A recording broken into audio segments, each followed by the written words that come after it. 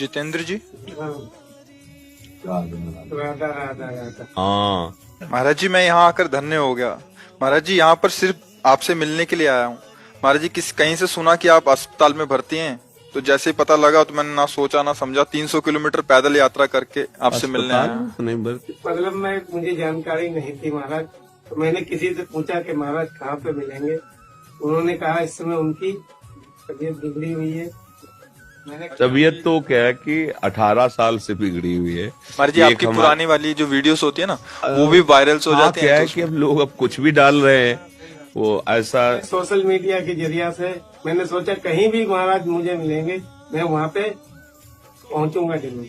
बड़ी कृपा हुई श्री जी की कि आप वृंदावन आए, आप दर्शन। जब संतों के पास जाए तो उनको सुख देने के लिए नाम उच्चारण करें, जैसे उनका ना आपका नाम राधा राधा राधा राधा राधा, तो हमें सबसे बड़ी भेंट, सबसे बड़ा सुख। अब हमें तभी आपको देखने की इच्छा होगी जब आप नाम उच्चारण करेंगे। ऐसे जैसे आप हाँ बोले ना, अब चूंकि आपको संग नहीं मिला ना, इसलिए कभी किसी भी संत के पास जाओ तो उसको नाम सुनाओ।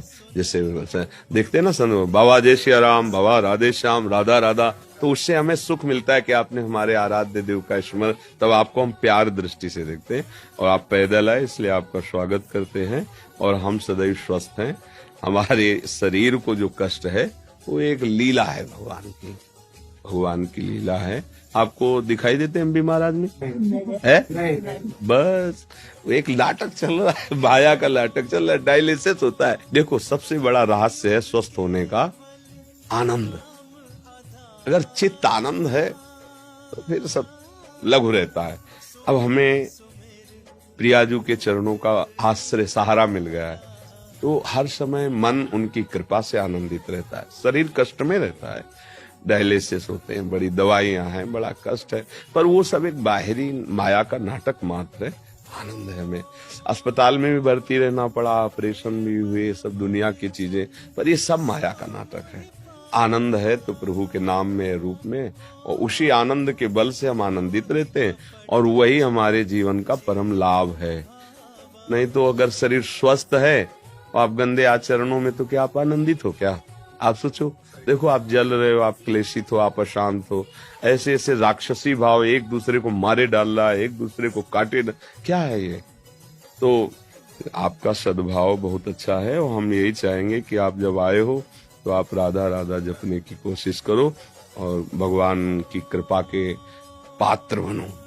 देखो संतों के पास किसी भी भाव से जाए, अगर हमारा ये भाव है ना कि ये भगवान है, या ये पूज्य हैं भगवान के समान, या ये इनकी कृपा, तो ज्यो ज्यो पग आगे बढ़े कोटिन यज्ञ समान, एक एक कदम में करोड़ों यज्ञों का फल मिलता है आपके भाव से। सामने वाला क्या है उससे मत देखो।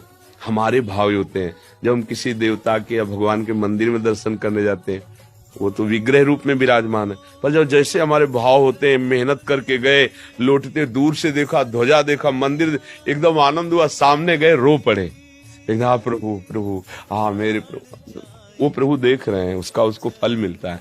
ये जो आप साधना करके आ रहे हो ना, इसका फल है, अमोघ फल है। भगवान के दर्शन और भगवान के भक्त के दर्शन ये बराबर है। संत दर्श जिम पात कट रहे। अगर हम भाव से ना, तो जब भाव से हम शिला में भगवान की भावना कर लेते हैं, फिर संतों में भगवान की भावना कर ले। मंगल है, खूब नाम जप करो, कोई नशा न करना, कोई गंदा आचरण नहीं, गंदा भोजन नहीं, तो जहाँ जाना है ना वहाँ पहुँचने का मार्ग प्रकाशित हो जाता है। जी क्षमा कीजिएगा, एक और बात पे प्रकाश डाल दीजिए। जैसे आपसे सुना है कि आपके मुख से कि पैदल यात्रा अच्छा लगा, तो महाराज जी कुछ ऐसे भावुक जन है वो भी पैदल शुरू कर देंगे महाराज जी। ये सामर्थ्य सबके अंदर नहीं होती है।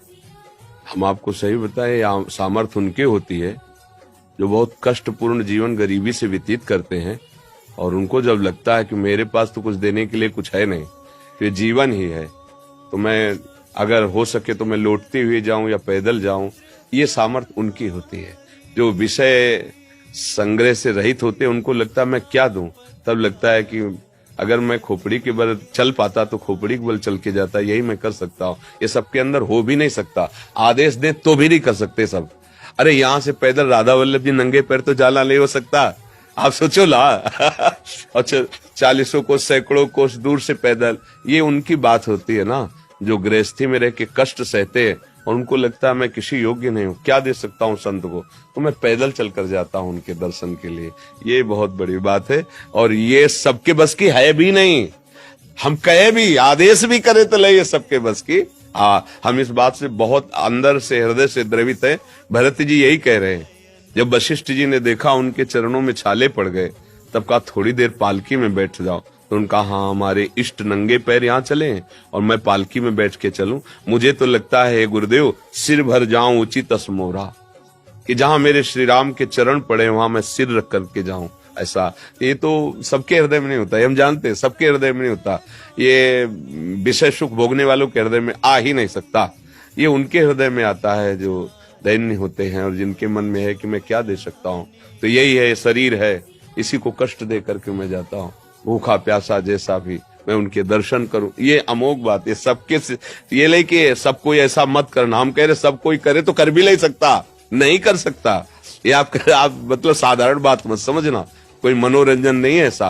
पैदल चल, ऐसा हमने कई भक्तों को देखा है, कई भक्तों को देखा है, सैकड़ों कोस ऐसे पैदल। या देखो ना, महाराष्ट्र में सैकड़ों भक्त पैदल यात्रा करके विठ्ठल भगवान के दर्शन कर, बड़ी दूर लंबी लंबी यात्राएं। 84 कोस ब्रज की पैदल यात्रा। तो इनके भाव हैं संत दर्शन के लिए। तो ये ऐसे सब कोई थोड़ी आ सकता है कि भाई दिल्ली से कार छोड़ दी और पैदल वहां से आ रहे, आ ही नहीं सकता। इतनी हिम्मत ही नहीं है।